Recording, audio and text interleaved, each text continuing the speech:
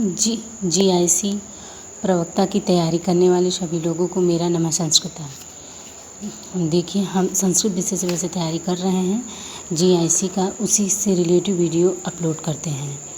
आप लोग इसको देखिए, ध्यान से समझिए, पढ़िए और नोट्स बनाकर बार बार रिवीजन करिए।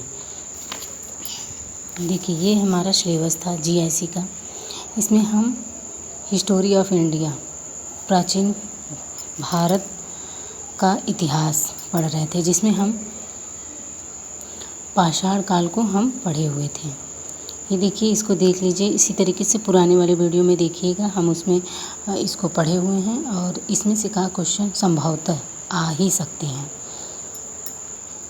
आज हम पढ़ेंगे वैदिक काल। देखिए, वैदिक काल का विभाजन 2 भागों में किया गया है, ऋग वैदिक काल और उत्तर वैदिक काल। ऋग वैदिक काल 1500 ईसा पूर्व से 1000 ईसा पूर्व माना गया है और उत्तर वैदिक काल इसे 1000 ईसा पूर्व से 600 ईसा पूर्व माना गया है।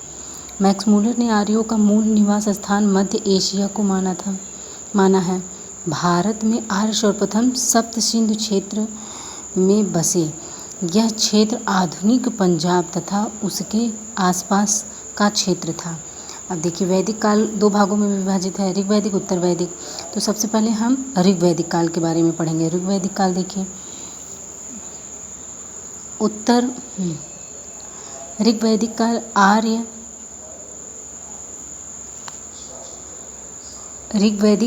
आर्य कई छोटे छोटे कबीलों में विभक्त थे।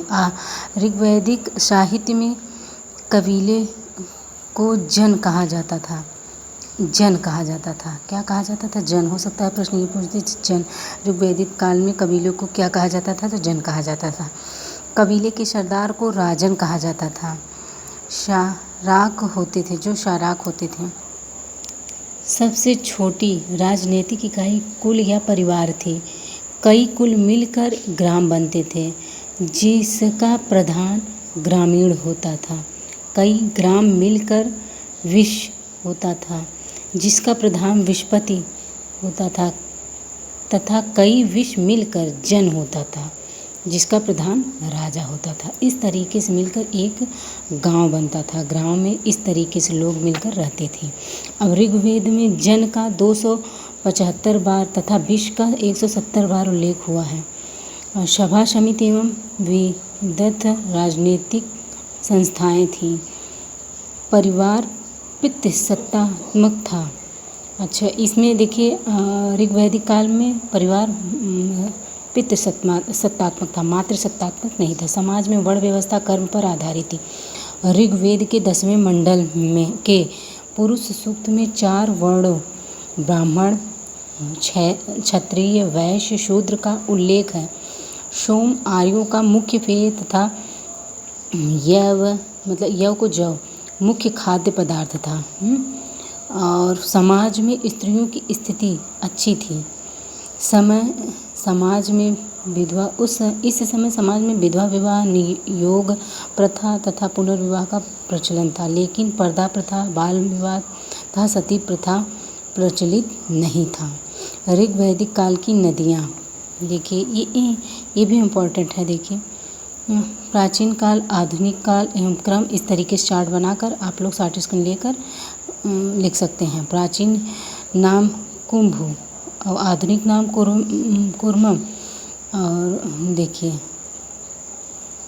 इसी तरीके से हैं। फिर उसके बाद सरस्वती सबसे अधिक महत्वपूर्ण तथा पवित्र मानी जाती है। ऋग्वैदिक में उल्लेखित सभी नदियों में से सरस्वती सबसे अधिक पवित्र मानी जाती है और महत्वपूर्ण मानी। ऋग्वैदिक काल के देवताओं में सर्वाधिक महत्व इंद्र को तथा उसके उपरांत अग्नि, वरुण को महत्व प्रदान किया गया था। ऋग्वेद में इंद्र को पुरंदर अर्थात किले को जोड़ने वाला कहा गया है। ऋग्वेद में उसके लिए 250 सूक्त हैं। अब हम उत्तर वैदिक काल को हम अगले वीडियो में कल पढ़ेंगे। नमः संस्कृताय।